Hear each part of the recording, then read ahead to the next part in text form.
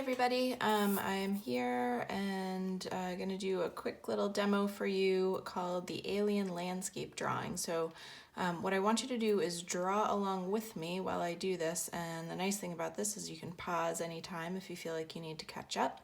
But essentially what we're doing is we're thinking about creating a sense of depth or space in our drawing. So we're working on our favorite place or favorite memory drawing, and we want to think about how we can start to think about making like a sense of space, right? Going back in space. And we talked about that a little bit when we did our spaghetti line drawing. So we're going to incorporate some of those ideas like overlapping into this drawing. So you want to have just a piece of paper. If you have your sketchbook, great, you can work in that. You want to hold it landscape orientation, so that means wider this way than this way, and we can get started. So the very first thing that we're going to draw is a distant horizon line. The horizon line is the line where the earth and sky appear to meet, right, or come together, right? It's a thing that we can actually see, out in the world when we're out and about. So a distant horizon line means it's going to be kind of higher up on the page. So one thing to start to think about is that anything that you put down here close to the bottom of the page is going to feel like it's close to you, and anything that you put kind of close to the top of the page is going to feel farther away. So a distant horizon line is going to be higher up than halfway on the page. And it doesn't have to be a perfectly flat, straight line. You don't need a ruler or anything like that. Just a line across the page will do. Okay, so everything below this line is ground, and everything above this line is sky. All right, so on the horizon line, we're going to draw a volcano surrounded by smaller mountains. So on the horizon line, I'm going to draw a volcano. And kids always like to ask if they can make the volcano erupting, and I say, sure, go for it, whatever you imagine. If you don't want it to be erupting, that's also fine. So there's my volcano, and then it's surrounded by smaller mountains. So that means that there are some smaller mountains on each side of the volcano. And it also means that there are smaller mountains in front of the volcano and behind the volcano.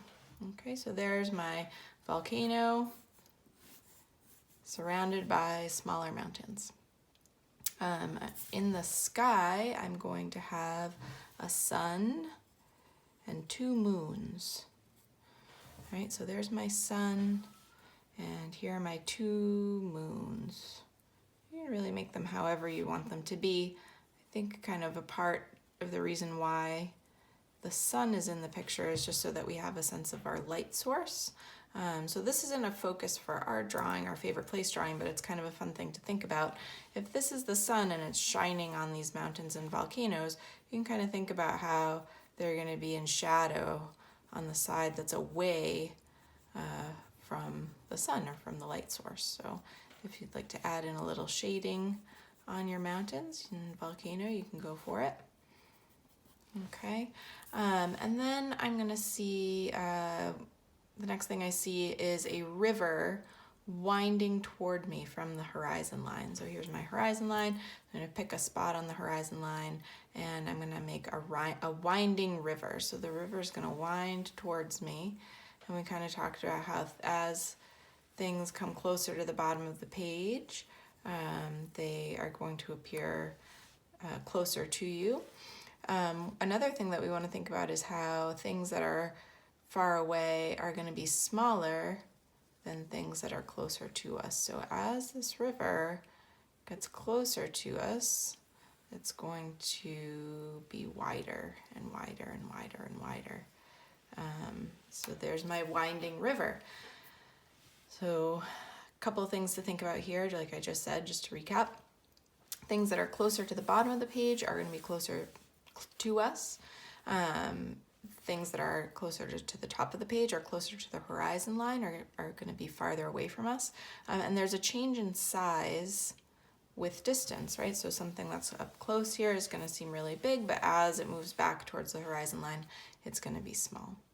Okay, so now I see some meteor craters, right? Meteor craters are what you get when a meteor, which is a big piece of space rock, hits the ground. It makes a big hole in the ground and kind of pushes the dirt up all around it. So a meteor crater is a hole in the ground with some dirt raised around it. So the thing to know about this is meteor craters, if they're holes in the ground, right, or anything kind of circular, as a circle kind of turns away from you in space, it looks a little bit different. It looks like something called an ellipse, right? So an ellipse is going to look something like this. So as my meteor craters, these are kind of in my middle ground, right? Kind of like this middle space between the foreground and the background. In the middle ground, they might be kind of medium sized, right? I might have one going off the edge of the paper, that would be okay. And I said I could, meteor craters as far as the eye can see. I see them kind of close to me and far away from me. So in the background, they're going to be smaller. And in the foreground, which is what's really close to me, they're going to be bigger. So they might go off the page, like I said. There we go, something like that. So there's the holes in the ground. And then I said that there was like kind of some dirt pushed up around them. So you might just see a little sort of raised, right, little hill around the hole. Okay. So there are my meteor craters.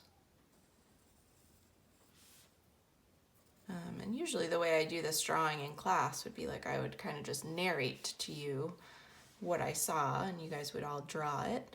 And then we'd do this drawing together at the end. But I think this is a fine way to do it for now, and you guys can just work along with me.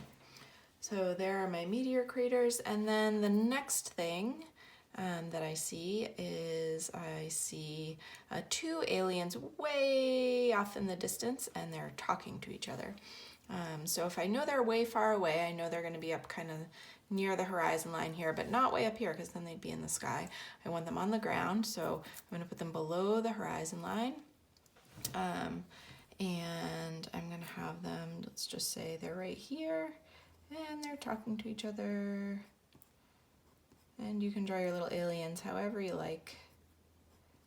Okay, so there's my two little aliens. And they're talking to each other way off in the distance. And my next thing that I see is an alien who is hiding behind one of the meteor craters. So I'm going to put this alien right here. And if he's hiding behind one of the meteor craters, the thing that you want to do is overlap, right? So the meteor crater is going to cover up most of the alien. I might just see him kind of peeking out from behind here. He's a curious guy. And then I could make his little alien hands kind of peeking up from around the edge of the meteor crater, and then I'm just going to go in with my eraser and kind of erase. Okay. And then the last thing that I see is an alien right in front of me, so close I could reach out and touch it. So if there's something right close in front of me, I know it's going to be down here along the bottom edge of my page, and I can go ahead and draw that alien in. And I know that because this alien is a lot closer to me, it's going to be a lot bigger. So I'm going to just draw him right in here. I'm going to erase that part of the meteor crater that he is overlapping, or that my alien's overlapping here, because I'm not going to see it through the alien's head. I'm going to give him some little antennas and some big eyes. And you can kind of draw your alien however you like. I'm going to make mine a friendly alien. So here's my alien that's like right close in front of me, and I'm just going to let the alien's body go right off the bottom of the page. And I'm going to have him just saying hello. And there he is. So he's so close, he's big, he's bigger than this one. This one's a little farther away, and he's much bigger than these who are very far away. So there's your alien landscape drawing. Like I said, you can go back and rewatch any parts that you wanted to rewatch. You could go back and pause anything that you needed to kind of take a break for a second or get caught up. You can do that. You can certainly, you know, shade in or color in your drawing if you'd like to. That part is optional. I'll kind of leave that up to you. And what I'd like you to do is once you have completed this drawing, I want you to take a picture of it and I want you to post it to the slideshow that I'm gonna, or the Google Slides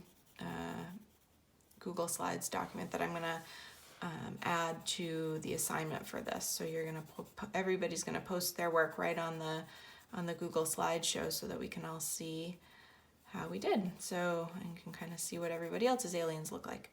So one quick thing too, when you take a picture of your drawing, I'd like you to kind of get right to the edges of your drawing, right? Don't hold it up from across the room and then take a picture because it's hard for everybody else to see. So you want to kind of frame your paper like in the camera so that you just see that, right?